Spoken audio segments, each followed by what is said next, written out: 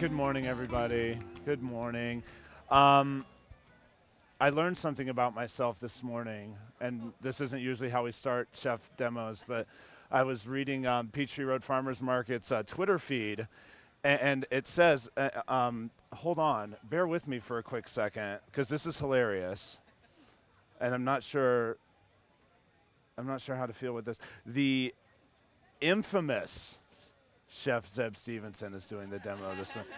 Ladies and gentlemen, infamous. And so I looked it up. I had to look it up because I'm not that smart. I could spell it. Well, they spelled it for me. So they actually did all the hard work, and I'm just taking the credit with the comedy routine.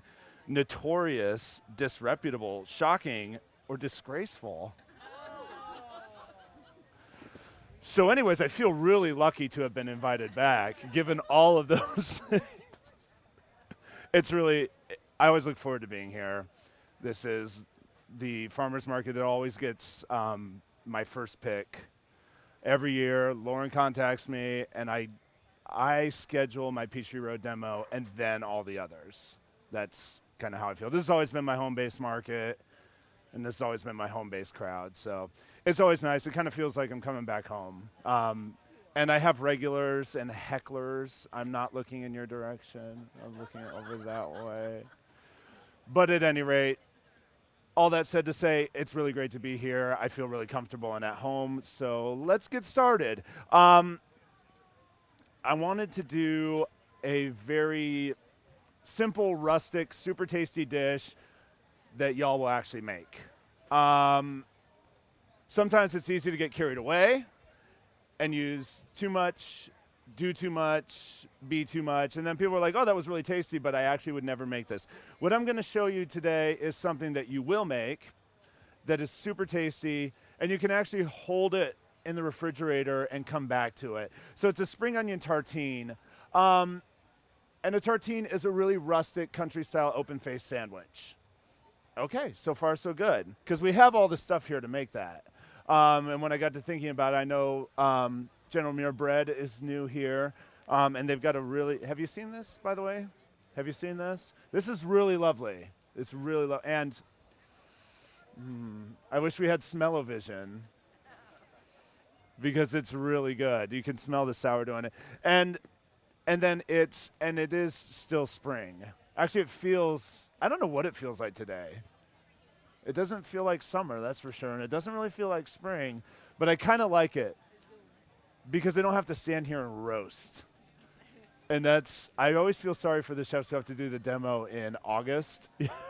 You know those days when you come out here and it's already 92 degrees at 9 o'clock in the morning and you're doing your demo and there's like sweat pouring off you, like doing this thing. I get to do spring onions. And there are a flood of them on the market everywhere you look. Oh, look, there's some over there. The ones that I use today are from Planted Rock Farm. They're everywhere, and so I wanted to find a way to use them and use a bunch of them at a time so that we can help these people sell some onions, first of all, and help you make some tasty food. So we're going to get started. There's not a lot of technique to it, but there are a couple key points. And the first thing is that once we get our onions cut, and there's an added bonus to this recipe, is that we're going to blend all the onions up so you don't have to get really fussy about how you cut them. As long as you cut them up and expose some surface area, you're in good shape. As I like to tell my cooks at the restaurant, it's so easy I could do it. The recipe calls for a pound of onions and about 2 tablespoons of salt. And it sounds like a lot of salt, but you're going to have to trust me on this. This is the face of a trustworthy chef, I think. But first things first, we're going to sprinkle that salt on these onions. And this is an important step that we let them sit for a while. So what I recommend is sprinkle the salt on your onions, set them down, go over here, have a glass of wine, or coffee in my case,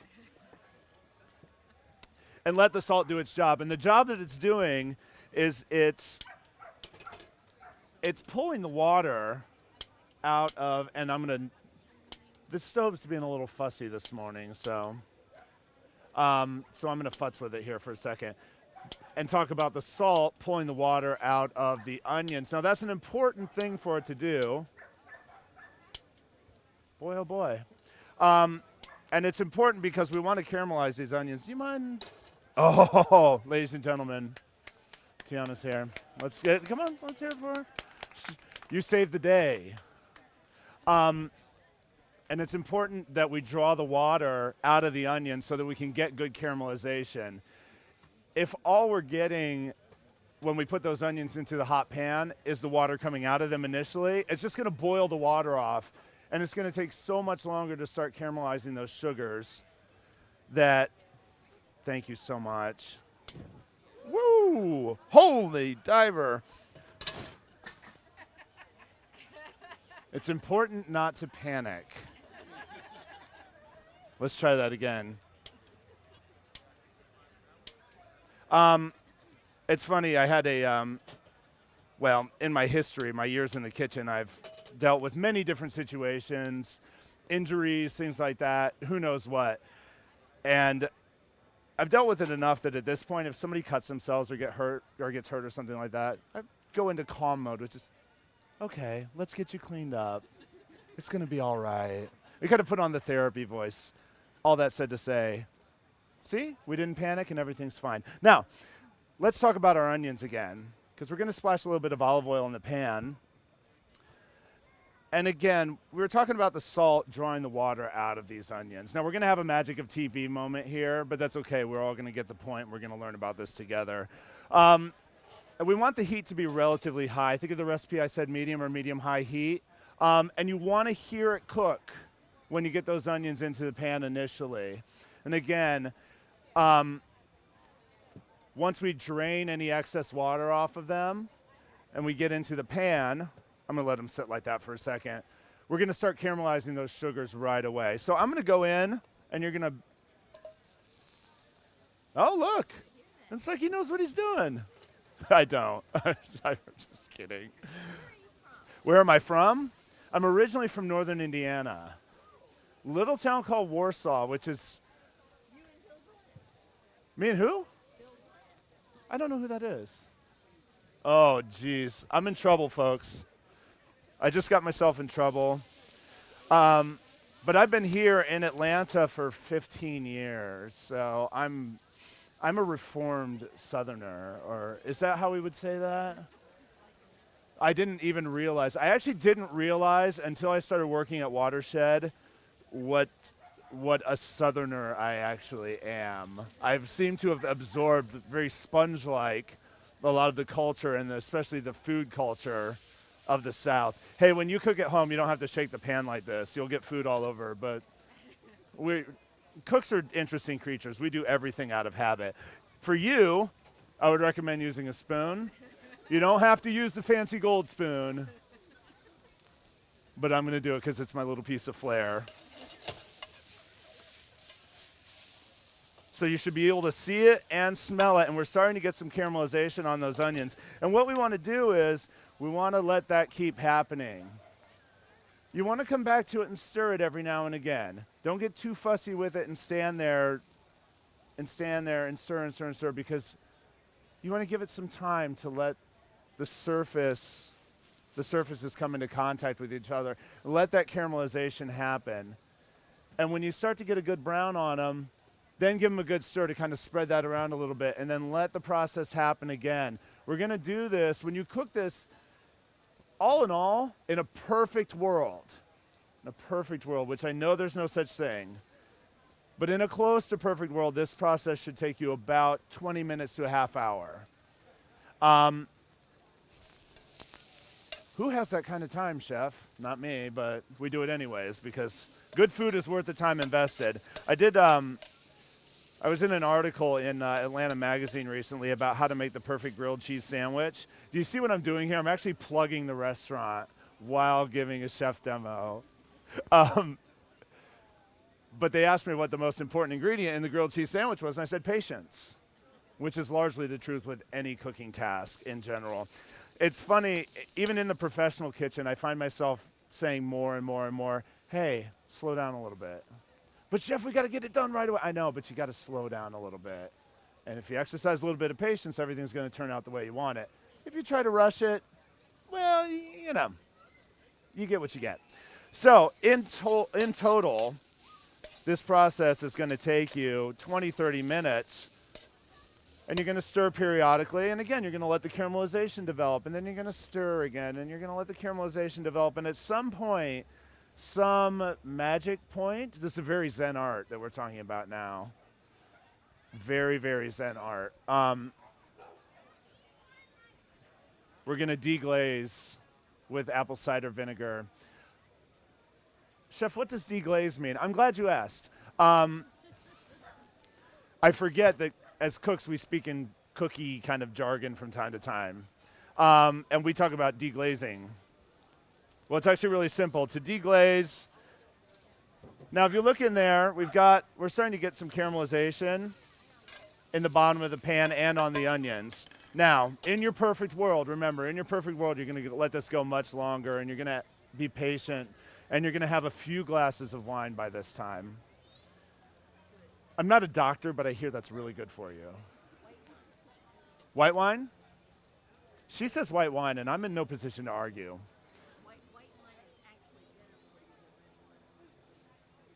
Right? White wine, did you know that? White wine is actually better for you than red wine? I like both too. I also like champagne a lot because I don't think there is an occasion that's for which champagne is not appropriate. Are you happy? Sad? Angry? Champagne, perfect. Anyways, I was talking about deglazing and I got off track, and I apologize for that. You could deglaze with champagne. See? Boom. To deglaze is to pour a liquid into a hot saute pan and use it to kind of spread that caramelization and that flavor, and those glazes, those pan glazes that get stuck to the bottom of the pan get loosened up by the deglazing. We do this in the restaurant with all sorts of things. We do it with wine or stock or vinegar, or what else do we do it with? Lemon juice. We do it with lemon juice too. But this is a really effective tool to get all your flavors marrying together. And what happens is that liquid hits the pan. See all this steam? That steam starts penetrating the onions, and it's breaking them down more and more and more, and it's driving the flavors in there, and I get really excited about the whole thing, in case you couldn't tell. I do.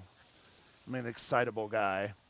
Now we're going to have our magic of TV moment because we don't have the capability of bringing out our blender here. So we're going to take a little trip to Pretendville. And in Pretendville, we take, look at that. This is so easy. This is so easy. We take our onions. Now, it's important to take them while they're still hot. And if I didn't note that on the recipe, please feel free to chastise me. Come to the restaurant, have dinner, and chastise me. See what I just did there? I just invited you to dinner. And you'll get the chef out of the table because you're going to chastise me. Man, we're doing great today. You're going to add these onions to the blender cup while they're still hot. And then you're going to puree in the butter. Ladies and gentlemen, Banner butter.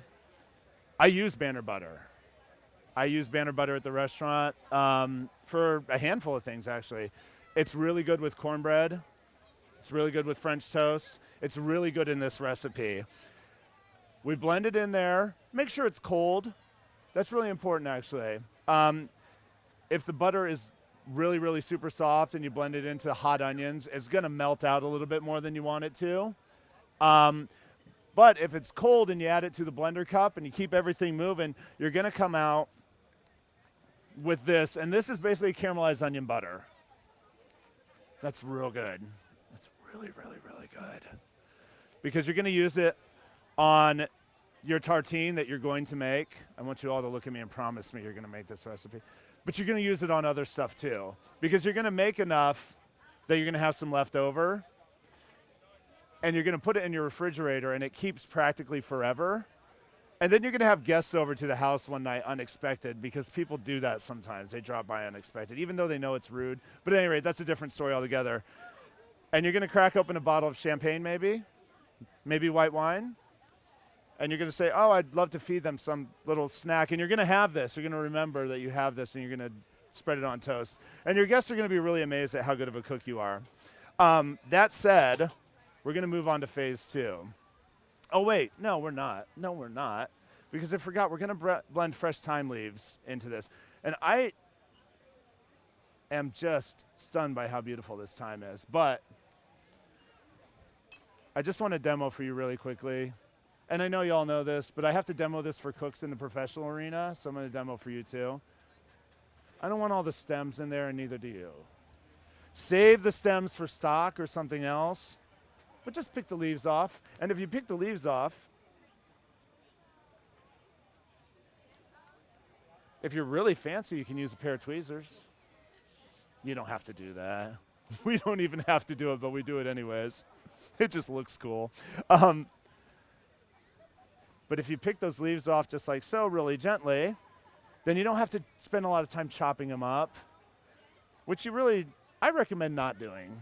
The more you chop your herbs, and every time you hit your herbs with a knife, it bruises them. And that's just okay. But they taste kind of bruised. You ever take a piece of basil and cut it with your dull knife that you have at the house and it gets all bruised and weird looking? It doesn't taste the same as if you just like smack it. You see bartenders out there in cocktail world like smacking mint and then putting it into drinks? It just kind of releases the aroma without tearing it or bruising it. Anyways, all that said to say, these are really lovely, and all you want to do is just gently pull them off and fold them into your onion butter. Now, let's talk about bread for a quick sec, and then we're going to go to phase 3, and then we're going to feed you. The bread is another example of things so easy I could do them. Because we have olive oil. I use really expensive, really good Georgia olive oil, but that's how I roll. You can use whatever you want. I'm not here to tell you what to do.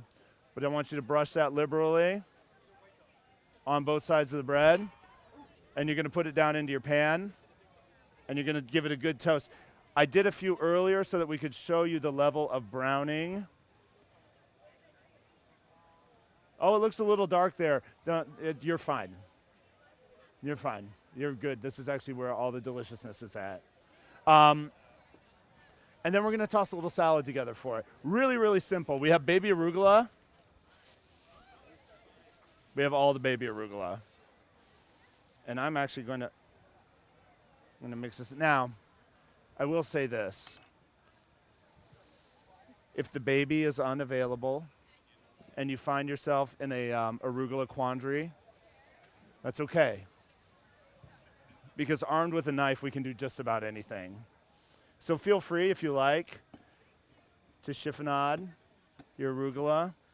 I'm going to assume that all of your house knives are sharp, folks. If not, you can go to Cook's Warehouse and get them sharpened. They do it for you. It's fantastic. I keep saying that I'm going to lead a demo here at the market eventually on how to sharpen knives properly. I know, I should have a knife sharpening demo. Will somebody bother me and make me do that, for crying out loud? I have so much going on that if people don't stay on me, like my bosses do, love you guys, see what happened there? They're in the crowd, so I was giving them a hard time. But they know. They know. Ooh, look, I have more. Oh, those are little babies. We're going to go in there. Now, how about a little more? We like it. It's good. Boom. Olive oil, lemon juice. Ooh, you see how sharp that knife is? Bing. Second favorite tool in the kitchen. If you don't have one of these, do that. Definitely do that.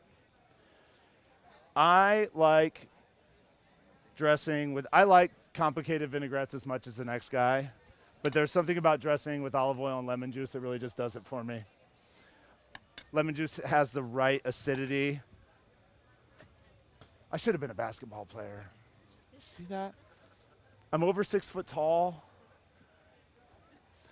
When you grow up in northern Indiana, where it's all about basketball, I know down here in the South it's all about football, but where I'm from, it's all about basketball. So if you grow up in northern Indiana and you're over 6 foot tall, everybody assumes that you play basketball. I did not. But my whole life. So you play ball? I do not. And then people look at you like, what a waste of being tall. Yeah. I'm sorry, I get on little distractions. Hey, I got dried peppers from Phil and Patricia Bennett. I know we're not supposed to point. My mother would be really disappointed in me for pointing. But I'm going to point anyways because they're right there. And last year, and they grow all these peppers. Every year they grow all the peppers. And I love them. I've been buying from them for years. They've been following me around. And they grow all these different peppers every year. And last year they started smoking and drying their peppers. So these, and they have these on their table. These to me are the hidden gem of the Peachtree Road Farmers Market right now. Because this is last season's locally grown, beautiful produce, preserved and put into a form where we can use it indefinitely. And so I have these at the restaurant. I have a few different varieties at the restaurant. I have sweet ones. I have medium ones. I have really hot ones. Really hot ones. Some of my kids at the restaurant and I had a dried hot pepper eating contest last week. I won. Everybody's a winner in that contest. At any rate, I recommend in the recipe that you pulverize these in the spice grinder. I'm a little bit, for the sake of demonstration, I'm a little bit more workmanlike than that. That's my way of saying I'm super classy. But you knew that. I'm going to chop these guys up. Now these are the sweet chipotles, so I don't want you to worry about getting all burnt up or anything. These are great, not just in applications like this, but, how about a nice pasta dish? It's fantastic. Or we're making marinades for meats. Great. These, I just keep them on the shelf at the restaurant. And sometimes I almost forget that they're there until I need that missing piece. And then the little light bulb goes off over my head and say, oh, grab Phil and Patricia's peppers. And then we do that. So we're going to take some of these guys. I know I'm talking a lot, but they let me out, and I never get out, so I just feel compelled to just spill my guts here. So, oh, that's good. That's really good. That's really good. And we're going to season that guy up just a little bit. And we're going to use some of our expensive Georgia olive oil. Maybe a little bit more. Maybe one more. It actually occurred to me for a second to just put it to my mouth and drink it, but I thought that would be gross. We are putting a generous, and feel free to be as generous as you want to be. Big old generous swipe of that on the plate. And while she does that, I'm going to finish this with Decimal Place feta. Super tasty goat's milk feta. We all know Decimal Place. We love Decimal Place. We shoot the Farmer Fund calendar at Decimal Place. Amongst the goats. See if I can get my hand in. Oh, look at that. It's going to be a great day, folks. We're going to crumble that up. It smells really good. It really does. It really, really does. And we're going to crumble up a bunch of feta, and I'm going to get happy with the feta here because I like you.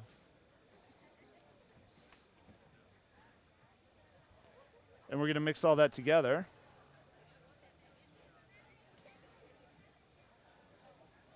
Okay, while I'm crumbling feta, talk amongst yourselves. I'll give you a topic. Boulevard is neither a boulevard nor a boulevard.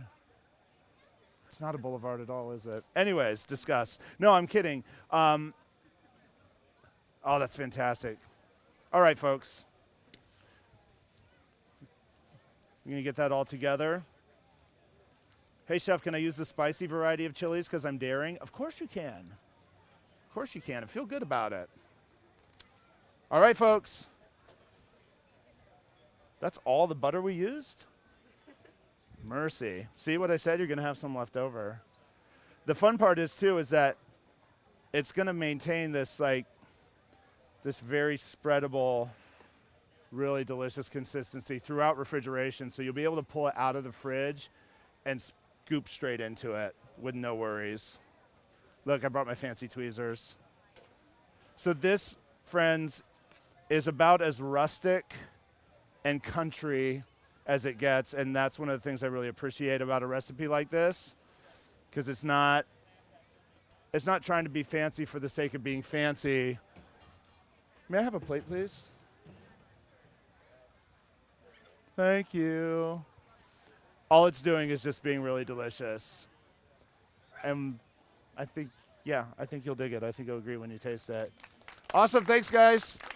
I'm gonna feed you tartines now. Oh, fantastic. All right, questions. Now is the time when we ask questions, if we have any. Or we can talk about white wine. Or red wine. That's a great question, stranger who I never met before. Are we gonna serve this at Watershed tonight? Yeah, why not? Yeah, there we go. Stranger who I've never met before. All right. Oh, these are great. Let's start passing them out. Will I feed back if I start passing them out?